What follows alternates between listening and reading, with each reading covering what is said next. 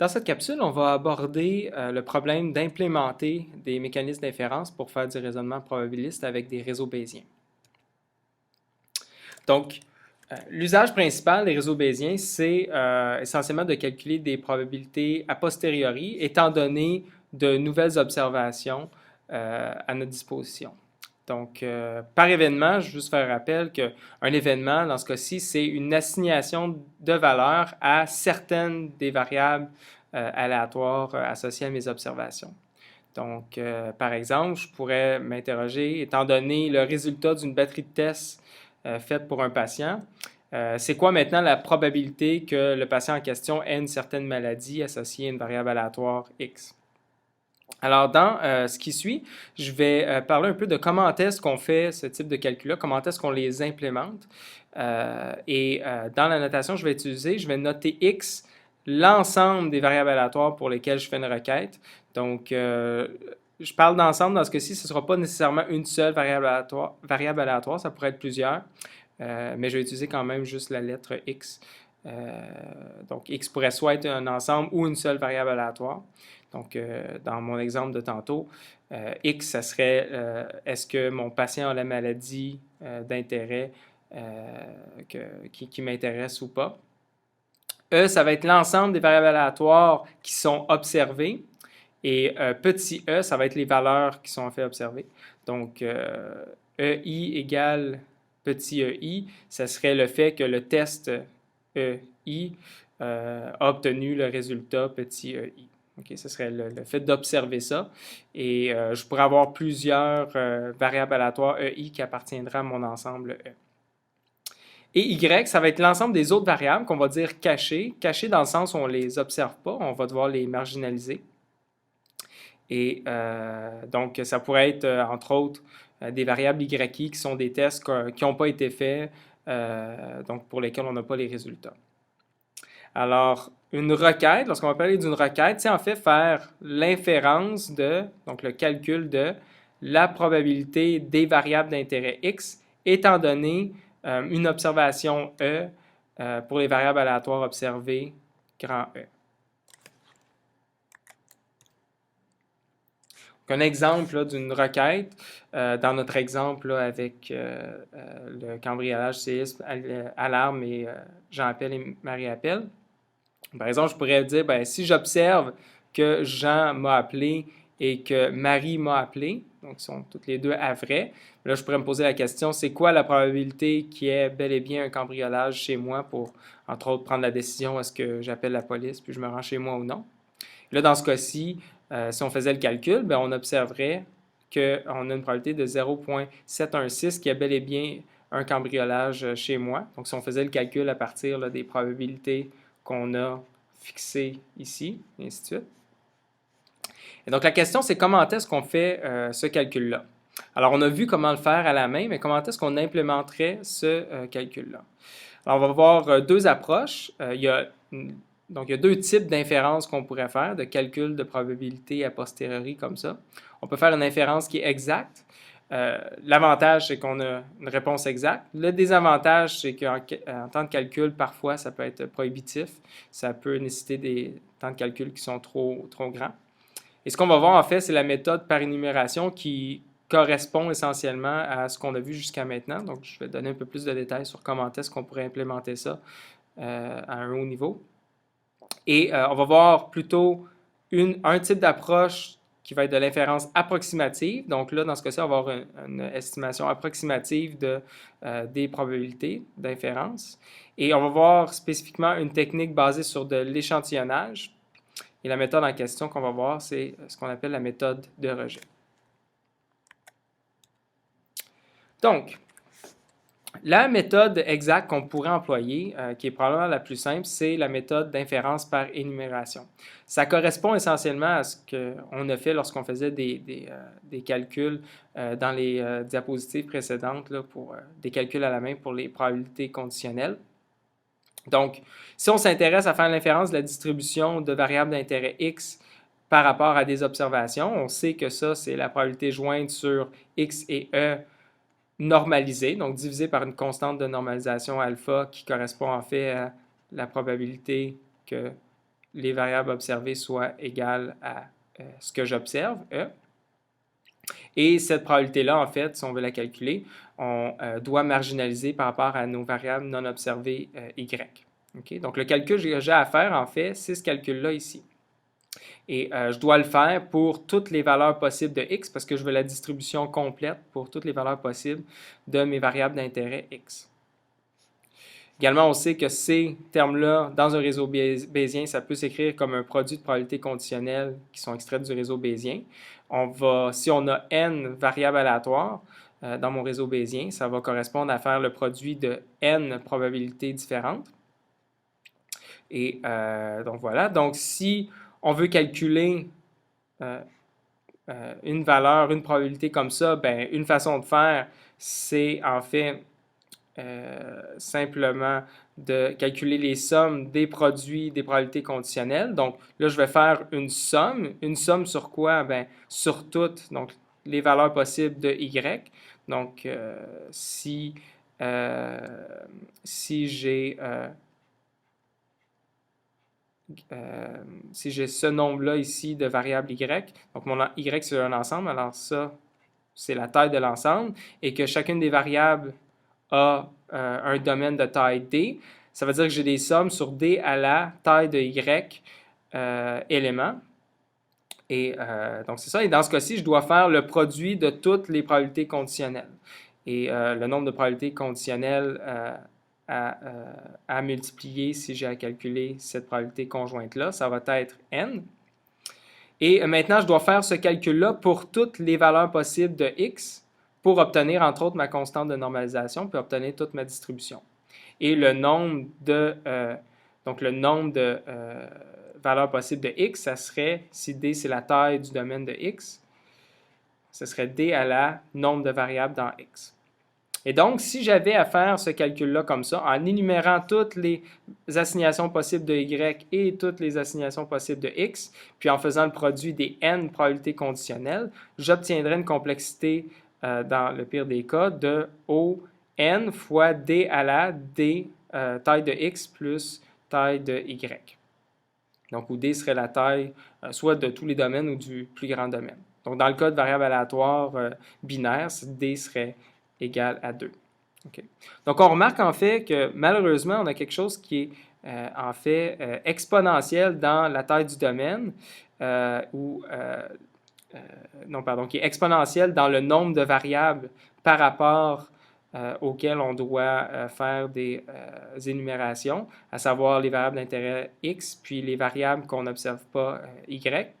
Étant donné qu'en pratique, souvent, on observera, il y a plusieurs des variables qu'on n'observe pas, ça peut être en fait catastrophique.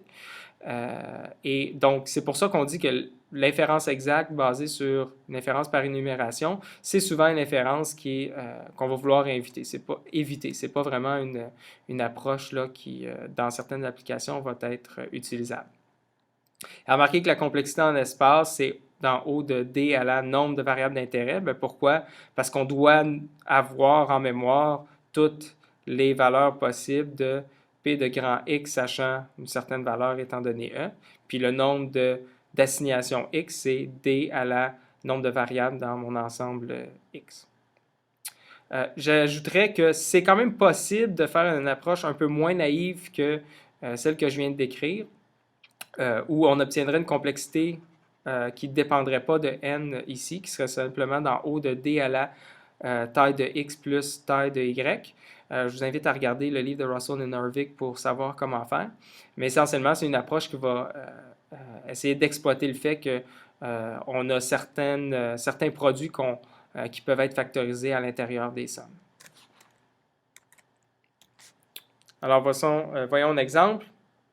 Donc, imaginons qu'on veuille calculer cette probabilité conditionnelle-là de cambriolage par rapport à Jean appelle égal vrai, Marie appelle égal vrai. Donc, je vais le noter de façon plus courte. P de C, sachant J égale V, M égale V. Les variables cachées dans ce cas-ci, c'est séisme et alarme. Et donc, ce que je dois calculer, c'est la chose suivante, somme sur séisme et alarme de la probabilité jointe sur toutes mes variables, divisé par une constante de normalisation. Okay. Donc, une approche naïve de l'implémenter. consisterait à faire l'énumération de toutes les valeurs de S et de A, puis pour chacune des valeurs possibles de cambriolage, donc pour le cas vrai et le cas faux juste ici, on ferait la somme de la probabilité jointe sur toutes mes variables, qui se décompose en un produit de P de C, P de S, P de A sachant C et S, P de J sachant A, P de M sachant A. Donc, faire tous ces produits-là pour toutes les valeurs possibles de séisme et de alarme. Je le ferai en premier pour cambriolage égale vrai. Je le ferai en deuxième pour cambriolage égale faux. Donc, ça me donnerait les deux valeurs du numérateur ici et ici. Et maintenant, pour avoir ma constante de normalisation, je ferai juste la somme de mes deux éléments numérateurs, ce qui me donnerait mon calcul de la distribution complète de cambriolage. Je parlais tantôt qu'il y a une façon d'avoir une variante un petit peu plus efficace. Et en fait, cette variante-là, ce qu'elle va exploiter, c'est le fait que, par exemple, ici, je n'ai pas besoin de toujours, pour toutes les valeurs de S et de A, toujours multiplier ces 5 probabilités-là. En fait, je peux amener certaines des sommes, les pousser un peu plus à droite pour avoir multiplié moins de chiffres ensemble puis réutiliser certains calculs. Donc, entre autres, la somme sur A, je pourrais l'insérer ici à la place. Puis la somme sur S, donc la somme sur S, je pourrais l'insérer ici à la place. Okay? Puisque à partir d'ici, j'ai des termes qui dépendent de S, puis ici, j'ai des termes qui dépendent de A. Okay? Donc, encore une fois, si vous voulez avoir des détails là-dessus, je vous invite à consulter le livre. Donc, une approche très simple, ça serait simplement d'énumérer toutes les valeurs possibles des variables d'intérêt X puis des variables cachées Y. Pour chacune de ces combinaisons-là, calculer les probabilités jointes, qui correspond à un produit sur de n, où n c'est le nombre de variables, dans ce cas-ci 5, donc un produit de 5 probabilités conditionnelles, et donc de faire les sommes associées, puis la normalisation. Je mentionne rapidement qu'il y a une approche qui est aussi exacte, mais qui permet d'obtenir dans le cas de réseau bayésien avec une structure, par exemple une structure en arbre ou une structure qui permet certaines accélérations. Donc, il y a un algorithme qui s'appelle l'algorithme d'inférence par élimination de variables qui permet d'obtenir des temps de calcul qui sont plus appréciables et plus pratiques dans une application. L'idée générale, c'est encore une fois d'essayer de réutiliser certains des calculs. Donc, si on a calculé, par exemple, ce produit-là ici, on remarque que dans toutes les sommes et produits qu'on doit faire, ce calcul-là est fait également dans un autre endroit de notre calcul décomposé. Et l'idée ici, c'est d'utiliser une espèce de programmation dynamique pour stocker ces calculs intermédiaires-là pour les faire une seule fois. Donc, je vous invite encore une fois à consulter le livre, spécifiquement la section 14.4.2 dans le livre de Russell et Norvig pour avoir plus de détails là-dessus. Maintenant, on va regarder le cas de l'inférence approximative. Donc, un des problèmes, c'est qu'essentiellement, toutes les méthodes d'inférence exacte sont, dans le cas général, NP complet. Donc, on peut avoir des améliorations quand même intéressantes, par exemple avec l'algorithme d'élimination de variables, mais quand même, dans le cas général, l'inférence exacte va être NP complet. Ce qui fait qu'à la place, dans certaines applications, on va devoir utiliser une approche plutôt approximative, qui est une approche plus pratique. L'idée ici, la raison pour laquelle on peut peut-être se satisfaire d'une inférence approximative, c'est qu'entre autres, parfois, en fait, on a besoin d'un calcul qui a juste besoin d'être approximatif, donc il n'y a pas besoin d'être exact pour être en mesure d'utiliser notre réseau bayésien correctement. Si on s'intéresse pas à avoir exactement les probabilités sur mes variables d'intérêt, mais juste de savoir, par exemple, c'est quoi la valeur des variables d'intérêt, donc la valeur petit x qui est telle que la probabilité que x soit égal à petit x soit la plus élevée étant donné certaines observations. Donc, si je m'intéresse juste à voir cette valeur-là qui a la valeur de probabilité la plus élevée, je n'ai peut-être pas besoin d'avoir les probabilités exactes. Une probabilité approximative va peut-être faire que je vais pouvoir trouver quand même la bonne solution, la vraie valeur de mes variables d'intérêt qui a la probabilité la plus élevée. Donc, nous, on va se concentrer sur des techniques sur une technique en fait basée sur l'échantillonnage. Donc, ce qu'on va faire en fait, c'est qu'on va assigner des valeurs aux variables aléatoires à partir des tables de probabilité conditionnelles. Et on va faire donc, ça c'est associé essentiellement à une simulation de notre réseau bayésien. Et on va faire en fait plusieurs simulations stochastiques, puis à partir des résultats de ces simulations-là, on va en fait utiliser ces simulations-là pour faire une estimation de mes probabilités d'inférence. Alors, la méthode qu'on va voir plus spécifiquement, c'est la méthode qu'on appelle de rejection sampling ou la méthode de rejet. Donc, l'idée, comme je disais, c'est d'utiliser des simulations où, en fait, dans nos simulations, on va générer une observation complète de toutes les variables de mon réseau bayésien. Et puis, pour estimer les probabilités d'inférence, on va utiliser simplement les fréquences normalisées, donc les fréquences relatives, estimées à partir des observations que j'ai échantillonnées, que j'ai simulées. Donc, on sait que la probabilité d'une certaine assignation x égale petit x, étant donné les observations, ça correspond à ça ici. Donc, je prends mes probabilités marginales, je somme sur toutes les variables de y possibles, puis je normalise par une constante de normalisation. Là, l'idée, c'est qu'on va approximer ça par les fréquences normalisées, c'est-à-dire que, imaginons que j'ai généré plusieurs observations, donc plusieurs valeurs de x, e et même y. Et donc, j'aurais une liste d'observations comme ça, de simulation. Et là, à partir de ces pseudo-données-là, ces données-là que j'aurais simulées, eh bien, je vais estimer la probabilité que x prenne une certaine valeur petit x, étant donné une certaine valeur des variables d'observation E, comme étant le nombre de fois que dans mes simulations, j'observe cette valeur de x-là et cette valeur de E pour les variables aléatoires grand X et grand E, divisé par la somme des fréquences pour toute valeur x' et la somme des fréquences pour toute valeur x' et E.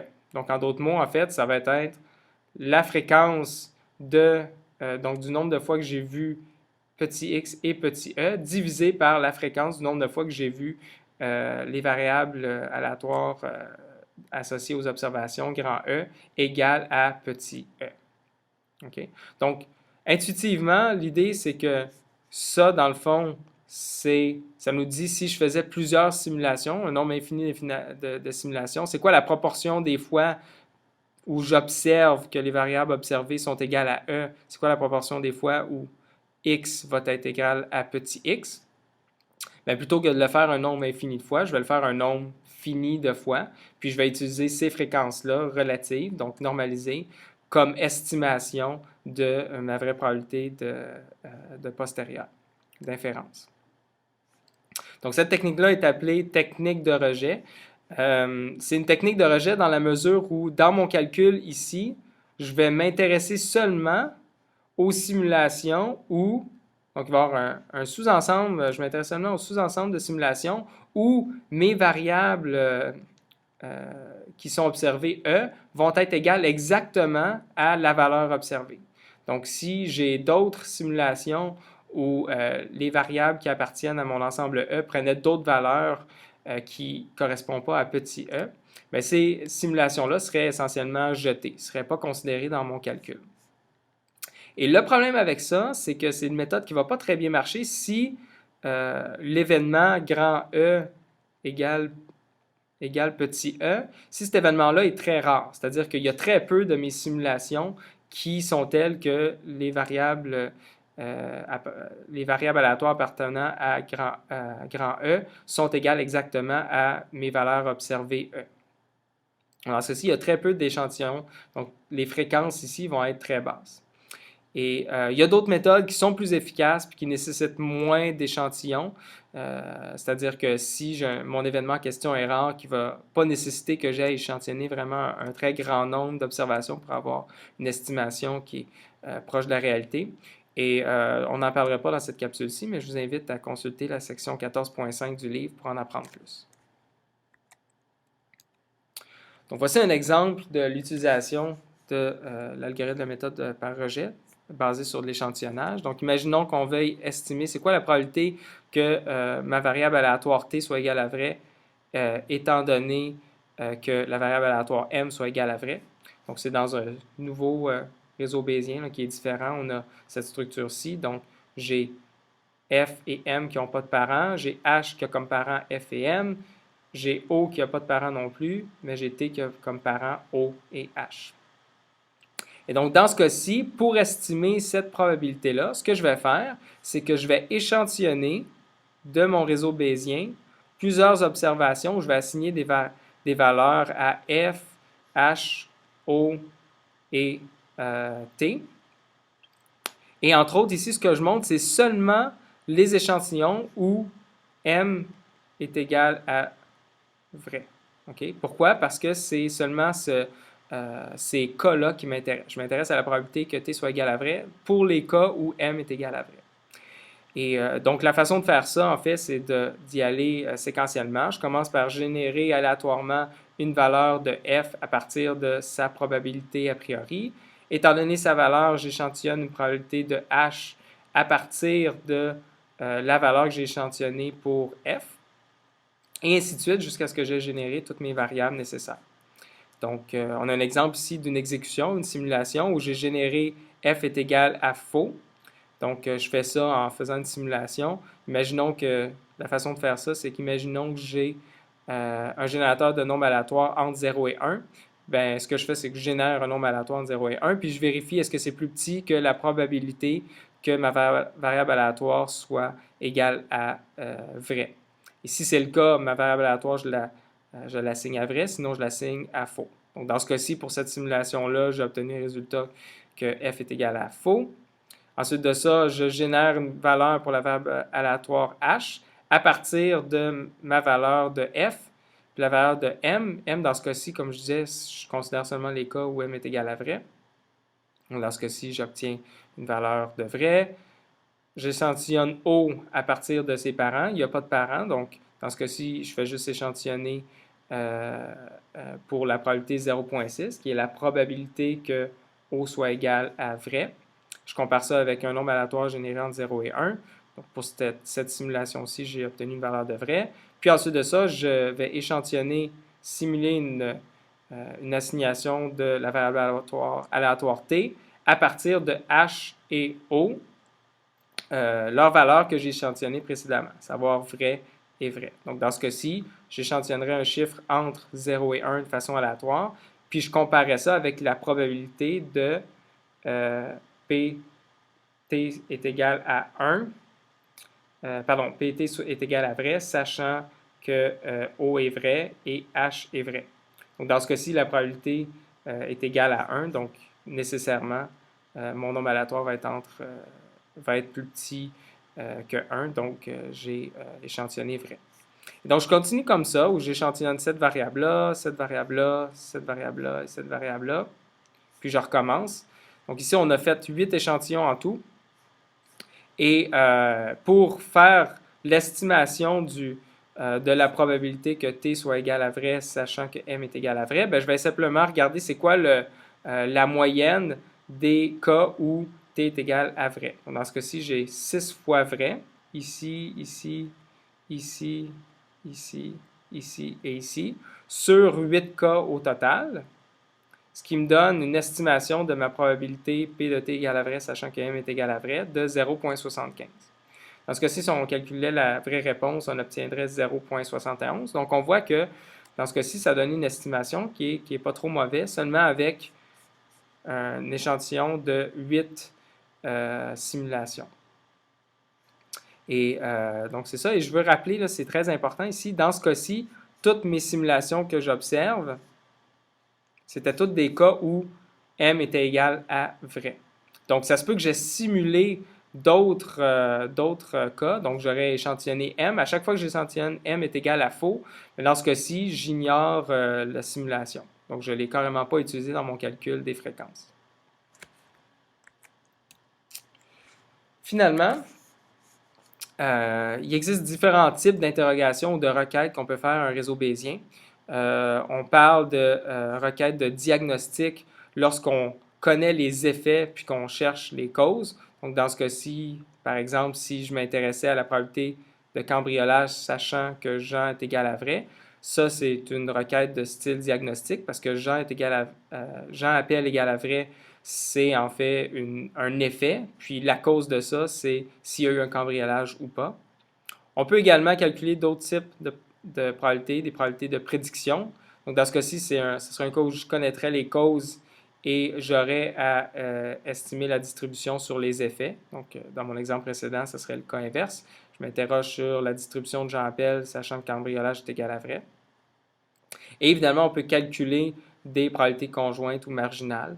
Et comme on a vu ça, un exemple de ça, ce serait une probabilité non conditionnelle, donc on ne conditionne sur rien, d'un sous-ensemble des variables, par exemple, juste sur la probabilité d'alarme. Donc, je pourrais m'intéresser dans ce cas-ci à savoir c'est quoi la proportion du temps où mon alarme sonnerait, par exemple, dans une année donnée.